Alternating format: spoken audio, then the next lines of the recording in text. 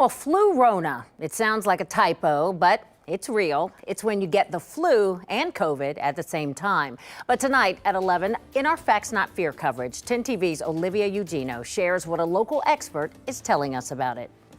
It's a word you might have seen online or heard around the office. Flurona is a compound word. It's influenza, flu, and rona, which is the ending for coronavirus. The first person to have both the flu and COVID at the same time was in Israel, a pregnant, unvaccinated woman in her 30s, and then a teen who came into California with his family from Mexico.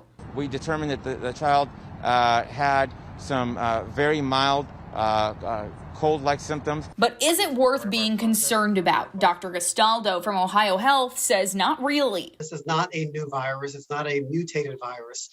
Flurona is a street term that we use to somebody who unfortunately has bad luck and actually gets infection with two different viruses. But flu numbers are definitely up from last year, which isn't too surprising given how many people were staying home and wearing masks last year. But let's take a look at the numbers. If you take a look at the latest data from the Ohio Department of Health, these are the numbers of positive flu cases. Compare that with the number of last year's cases. If you compare them side by side, you'll see that there were 20 times the number of positive flu tests from last year.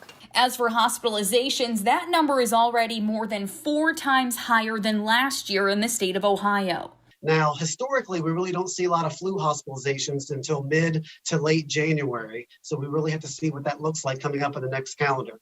Dr. Gastaldo says the number one way to protect yourself from both the flu and COVID is to be vaccinated. Olivia Eugenio, 10 TV News.